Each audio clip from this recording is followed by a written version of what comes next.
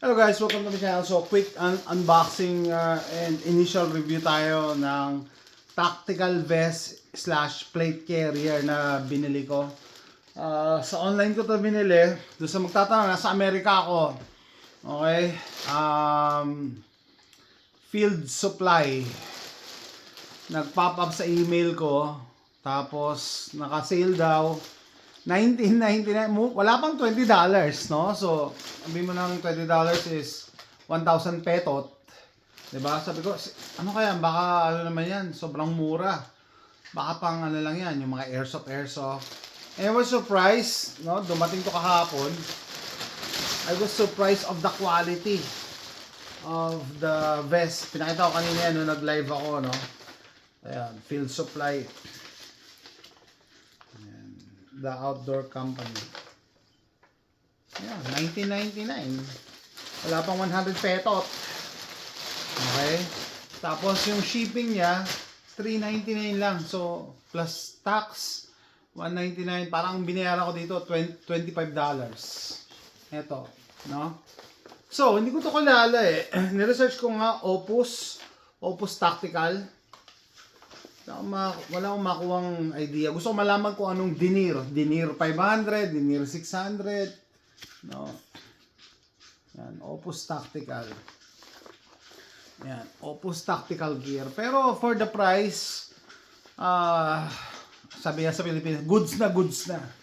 First time ko makakita ng tactical vest na merong steel cables, no?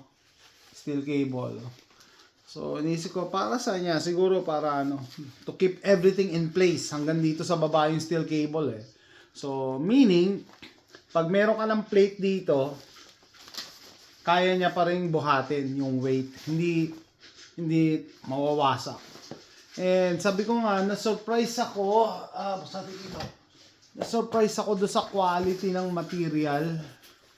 No, in fairness, hindi ko alam kung denier 600 to, denier 500, pero I think it's a step up sa mga airsoft quality like Condor.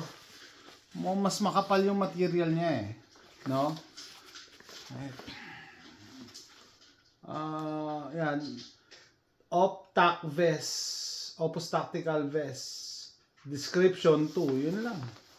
Okay, so usually pag bibili ka ng vest, yung ibang accessories, bibili mo separately. So, like ito, may ammo pouch ka dito, ammo pouch na 3. So, dapat bibili mo din yan. Pero ito kasama na sa $20. Saan ka pa? Tapos, yan, 3 yan, no? I think, single pouch. Yes, single pouch. Single pouch ba to? Na may garter. Nag-expand.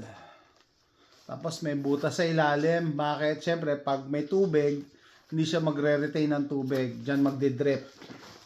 So, 3 yan. Tapos, nakakabit lang siya sa molly. Molly. Pakita ko na nga. So, kung bibili mo to separately kasi, magtataka talaga. Ba't binenta to ng 20 petot. $20 lang eh. Ayan o. 3 magazine pouch. So, ito yung mga molly webbing niya. Tapos, dito sa taas, meron ka din. Usually, identification, pencil, paper, nalagay mo dyan. Flashlight, dito. No? Or patch. Kung anong gusto mo pang ilagay na patch dyan. Natatanggal din. And sa likod, may isa pang pouch. Oh, okay. So usually gusto ko ilagay dito first aid. So sabi ko nga, karaniwan bibili ka ng tactical vest, tapos bibili ka nito mga pouch. So 3 yung pouch na kasama. 3 yung pouch na kasama. Tapos ito yung drag handle. Alam niyo 'yon, pag na-injured ka, babatain ka, dito ka hahawakan. Kakalad ka rin ka. Parang sa pelikula, no? Habang kinakalad ka, pumuputok ka pa. Oh. Dito ka kakalad ka rin. Drag handle. Okay? So, tapos, Locking mechanism niya sa side. Yan. Tignan natin. Hindi.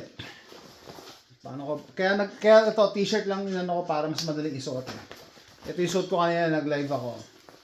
So, usually pag nagsusot ako ng vest, ino-open ko lang dito sa right side. Okay. Ang cons naman, ang napansin ko, parang hindi ganun ka-durable yung Velcro. Pero pwede na. Kasi meron mas magagandang vest na mas heavy duty yung Velcro na ginamit. No? Pero pwede na siya. Tapos, lalo-lalo na dito, sa loob, dito mo kasi lalagay yung plates eh. Kaya dapat heavy duty yung Velcro. So, okay, kaya nito. Hindi kaya, meron naman siyang fold. Okay. Okay, so dual Velcro pala siya. So, dual pouch. Ito yung malaking pouch. May pouch pa sa loob kung saan mo lalagay. Kala ko kasi ito lang eh. So, dito mo lalagay yung plate mo. Yung plate. Ballistic plate. I don't know kung anong gagamitin mo. Kung AR500, kung... So, yun. Dito, meron siyang ballistic plate. Tapos, may kasama pa siyang foam. Saan ka pa? Importante itong foam na to. Ang tawag dito, trauma pads. Trauma.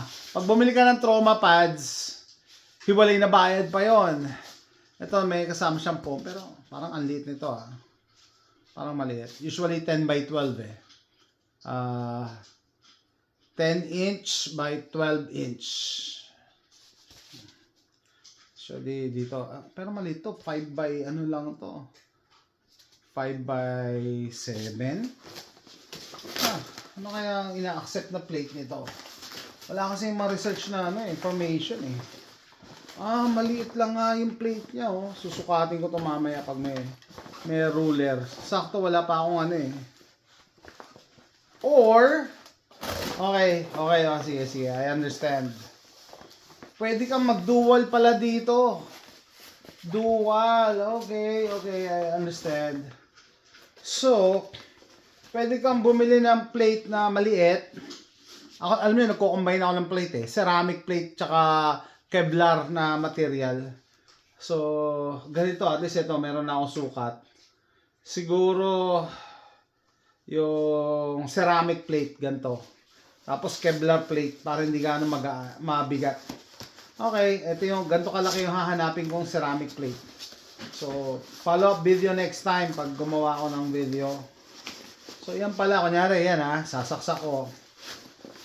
Yan yung ceramic plate, tapos isasara ko na. Tapos dito, pwede ako maglagay ng isa pang plate, mas malaki. So, dito, maglalagay ako ng yung Kevlar. Okay. So, walang makikriticize dyan, Baka kasi sabihin, ay, dapat level 4. Iba nga, wala eh. Iba nga, walang Tapos sa likod naman, ay sa harap, ganun din. Ito, meron siyang strap dito. Pag dalian, babatakin mo. Bakit? Kailan yung dalian? Kunyari, nahulog ka sa tubig. Kailangan tanggalin mo agad yung vest mo. Otherwise, malulunod ka. Okay, yun ang first time ko ito makakita ng plate carrier talaga na merong steel cable sa loob. Kahit pa paano. Support yan. Pag mabigat ang ilalagay mo. AR500. Tapos yun, dual pouch din siya. Maliit. Bakit? Yung concept na dual pouch? Sara ko na nga. Bakit may concept na, ba't kailangan dual pouch? Ba't di na lang isa? Bakit? Kasi, yung pinakamatigas na part, or yung pinaka bulletproof no? Bullet resistant material mo, dito. Kasi nandito yung vital organs mo. Heart, lungs. So ito yung lampas dito, pwede ka, magsusurvive ka na daw. Kaya okay lang kahit level 2 lang yan, or level 3. Basta ito yung pinaka-center mo, yan yung pinaka-matigas mong bullet resistant plate. Kaya may maliit silang plate na lalagyan. Okay, I like it. Gusto ko siya. So sukat natin. Kaya nga, binubuksan ko lang isang side.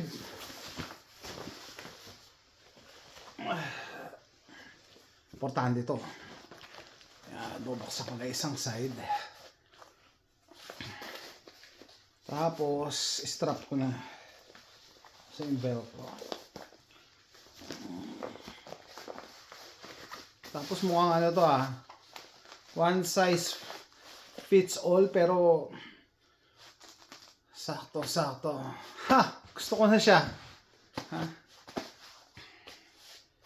So, alam ko dati nung wala pang trade embargo sa Russia, may nabibili dati sa eBay na Dyneema, or basta may mga plate sila na maliliit lang, ganyan, sakto lang para dito sa chest, no? Mura lang, mga surplus galing Russia. Ngayon wala na. Pero ganun siguro gagawin ko loadout. Kasi ako talaga nagulat ako sa bigat ng AR500. Masyadong mabigat ang AR500. Kung magte 10 by 12 ka rito, 10 by 12 sa likod, 6 pounds, 12 pounds. Wala pang bala yan kung lalagyan mo tong mga magazine pouch mo. Diba? So, nakakatuwa naman. At least nakascore ako ng deal sa halagang 20 petot. $20.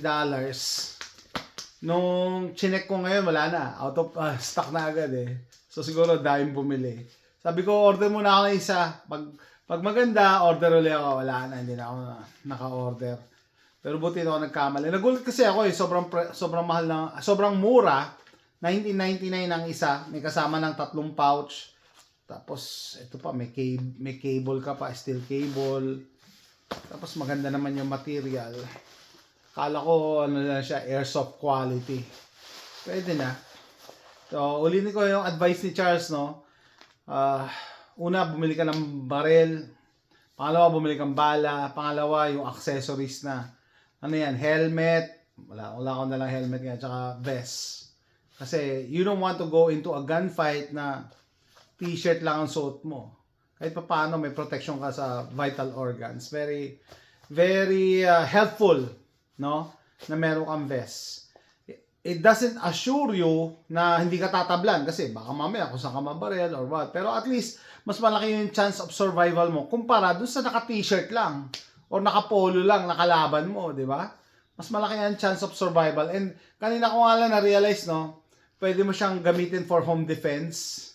Di ba? Kasi doon sa hindi nakapanood ng live ko kanina, na-realize ko lang to na pagka nilagyan ko na to ng plate, iba yung setup ko nilagyan mo siya ng plate, lagay mo lang sa bedside, tabi ng kama, para pag tinadyakan yung pinto mo, meron kang may cover ka na agad. At least ito, bullet resistant. Pag naka-plate harap likod, meron ka ng diba? Barricade or cover. Diba? Home defense. Maganda. Don't expect, or I'm not advising you na, maglalakad ka, nakaganto ka. Baka mabaril ka sa daan, di ba? Yun, isang scenario yun. Home defense scenario, magagamit nyo to. It's up to you kung anong brand bibili nyo. Na-tsempohan ko lang to. Opus Tactical.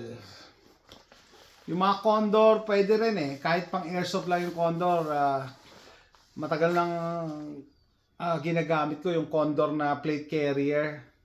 Hindi naman napupunit. Okay naman. It's up to you. Depende sa budget nyo. At kung may makita kayong deal.